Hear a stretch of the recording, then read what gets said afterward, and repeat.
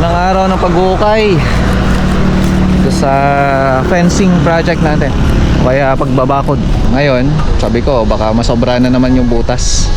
Kasi ayun yung isa sa mga struggle natin, yung pagka nasosobrahan, no? So ito yung paraan natin bago tayo magtabon o kaya naman magtambak ng lupa. Kasi kung mapapansin nyo yung level ay mataas. So kailangan din natin itaas to, i-elevate ng mas mataas. Ayan, kasi may nagpapabricate na ngayon doon. So papabuhos na kagad si Foreman bukas. Ayan, so bali 2.9 yung bawat pagitan nito. Sa dalawa, halos na sa 11 yata na poste ito eh. So bali 2.9 yung distansya ng bawat columns natin. Based dito sa motherboard natin, syempre naka-eskwala to. Ayan. Ito yung eskwala natin, no? Hanggang doon. So yung mohon natin, napagitnaan na natin yan. Bagong araw. Ayan, simulan na tayo. Unang araw ng pag-uukay. Papahukay ko sa ano yan ng backhoe, kaso nga lang ang column lang naman natin ay 1 meter by 1 meter lang naman yan. So mangyayari kasi nga pagka malaki yung panghukay, wala na.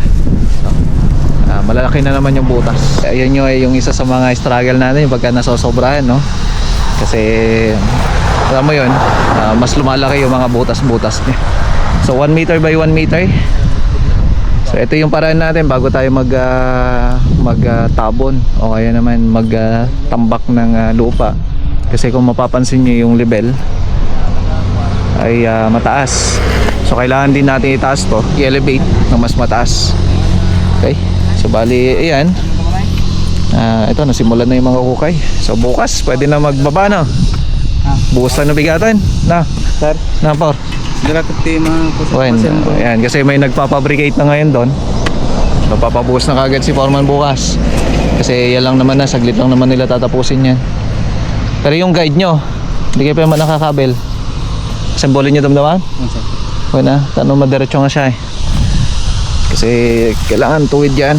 So bali 2.9 yung bawat pagitan nito. Sa dalawa, halos na sa 11 yata na poste ito eh. Ito yung mahaba, 29 meters kasi ito hanggang doon. Then ito naman, based dito sa motherboard natin, syempre naka-eskwala to. Ayan.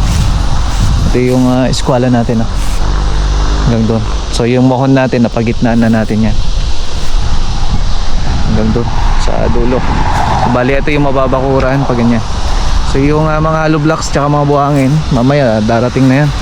Kasi yung mga bakal natin nandun, yung unang diniliver. Pero mamaya may de-deliver na lahat yung mga bakal dyan, mga buhangin, tapos yung iba pa. Ayan, kasama natin si engineer, oh. Ganon din si, eto pala, bagong engineer natin, project engineer natin, si Michael. Michael, tingin ka naman ah. Hello. Ayan, so siya ang project engineer natin. Rota niya ang Bambang. So ibig sabihin yung Bambang, kasi may mag-i-start din na project natin sa Buwag, Bambang next week. So site niya yun, pati sa Almaguer and San Antonio. So sa kanya yung site na yan. Kasi bawat mga lugar may mga site engineer tayo. Ayan, mamaya mahuhukay na lahat yan.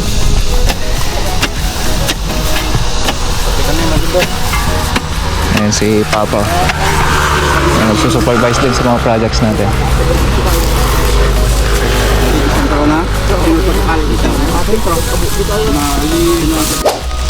Alam niyo yun, pag-ukay hindi basta-basta eh. Pero kagandaan lang yan, manpower lang talaga. Then bukas pa, magdadagdag pa kami ng mga maghuhukay pa, kasi ibang grupo dito, ibang grupo doon, para mapabilis. Kasi maraming paghahanda na kailangan. Ito galing sa, ito kasi pinalitan na yung daanan, kaya bato-bato to eh, kay Sir Lester. Ayan, bahay ni Sir Lester. Ayan, shoutout pala kay Sir Lester, kay Ma'am Vicky. Si Ma'am Vicky yung may-aram niya to. So dito na yung barracks natin. Ayan, si Foreman natin sa Santiago. Ayan, sa lahat naman ng project ko, siya naman ang kuha natin. So So siya ang nagpunta dito para may guide lang. Tapos ito kasi practice namin na steelman natin. Kasi steelman natin, pababa pa lang siya. So ito pa lang yung pauna na na-deliver kasi kahapon wala na sa oras. So gamit natin dito 12mm para dun sa vertical natin. Tapos yung mga stirrups ties natin, no, ay mga 10mm naman na siya. Okay? Ayos.